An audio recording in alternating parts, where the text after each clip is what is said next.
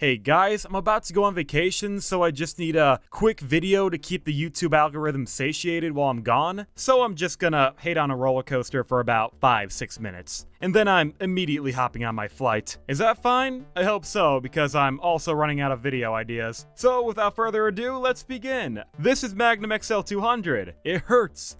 Like, a lot. And I'm not over-exaggerating when I say this, but I hate Magnum XL200. I'm sorry. I've tried to love this coaster, but I can't. This ride is like a bully to me. I keep thinking it will change, I give it a second chance, and then it just beats me up and takes the money I had in my pocket. Seriously, I think I lost a $5 bill while riding this coaster. And you know what? I deserve it. I never learn.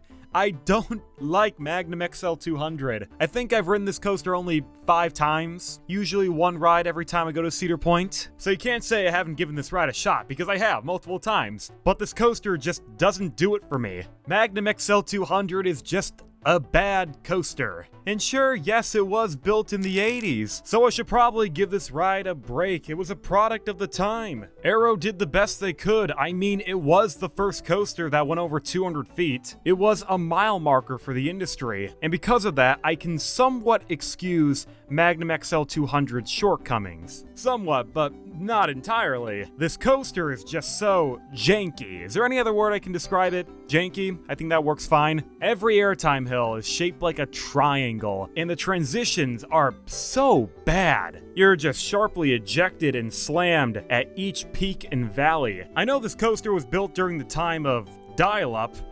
an era where computers were just hot garbage. But I don't know, Arrow just feels like a company that didn't evolve fast enough. Hell, only 5 years later, Cedar Point opened Raptor in 1994, and that thing is buttery smooth, and it still holds up incredibly well today. And that was one of the first ever inverted coasters, created by a company known as B&M, who were relatively new at the time. Their first ever coaster was only built 4 years prior with Iron Wolf, and then only 1 year later they debuted the original Batman the Ride. So how can a newcomer like B&M be so much better than Arrow right out of the gate, even though Arrow is a company that has existed since 1946. They have had plenty of time to perfect their craft, but it doesn't seem like they ever got better. Now, I wouldn't go as far as saying that all Arrows are bad, because I do enjoy a few of them. Tennessee Tornado for one, X2 definitely. I actually find it funny that the company peaked with X2, yet that was the coaster that bankrupted them. So just when they finally start getting good, that's when they go under. Hilarious. But getting back to Magnum XL200, one of the main reasons why I don't like this thing is because of the restraints. I hate how a simple restraint like a lap bar could either make or break a roller coaster, and Magnum's lap bars are just dreadful. To put it simply, the restraint is just a metal bar. That's it. I like it when a restraint is minimal, but could you at least put some padding on it? Because a metal pipe doesn't work. And the stupid ratchet on the restraint ensures that it will go all the way down, even going as far as pushing into your skin. There have been many times where I've ridden Magnum and I got stapled before I even left the station. So before the ride even starts, the lap bar is going as far as it can go and is pressing into my thighs. I think if Cedar Point just changed out the restraints, my opinion of Magnum would be a lot higher. It's amazing how comfort can go a long way. But besides the lap bar restraint, Magnum XL200 is just not designed well. I already said how every airtime hill is basically a triangle. So you're just abruptly jolting up, then jolting down, being slammed into the metal bar even though it's already pressing into your skin. The people who say that the airtime on Steel Vengeance is painful, they are dead wrong. This is true pain. And I try to enjoy the ejector airtime because credit where credit is due, it is good airtime, but if it's killing me, I'm not going to enjoy it.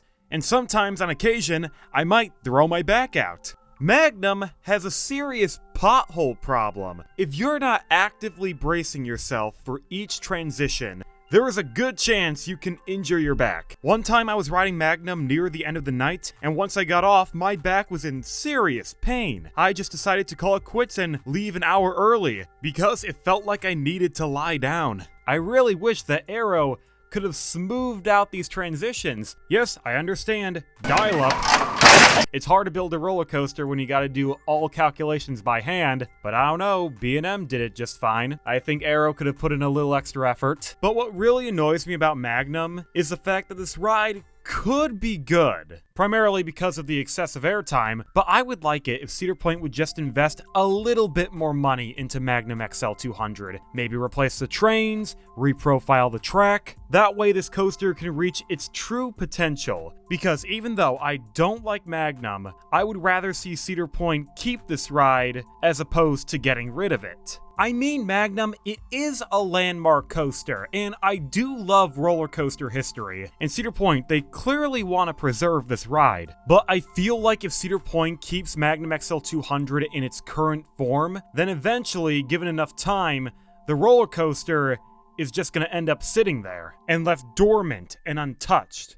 Like your mother. Magnum XL 200 is already an unpopular ride at Cedar Point. You can agree with me or not, but you can't deny the truth. This coaster never gets a line. I've never waited more than like 15 minutes for Magnum, and it was usually a stair or station wait. And it's not because the coaster is just old, because as long as a ride is good, then the ride will stand the test of time. Millennium Force is over 25 years old, and still running great. This ride still remains as an elite coaster at Cedar Point, and it is definitely in most guests' top 5 at the park. But Magnum? I guess it'll make a few people's top 5. Primarily enthusiasts, but the average guest? Probably not. It's sad to say, but this is an enthusiast ride. Not a lot of average park goers like Magnum. And this really isn't just my opinion. Every person that I've ever taken on Magnum, they all have the exact same stance. They don't like this coaster. They think it hurts. They think it's rough. Unless Cedar Point can make some kind of change to Magnum,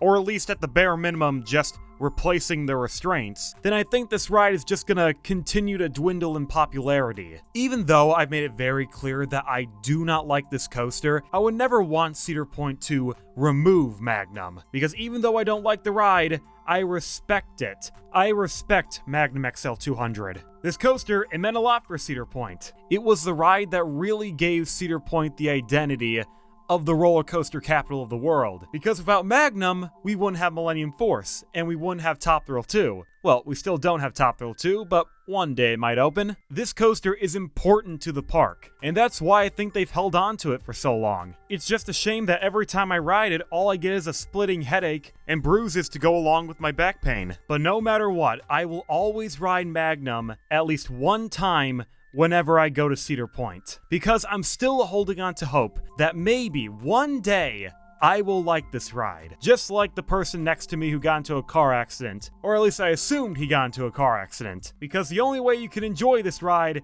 is if you had titanium legs.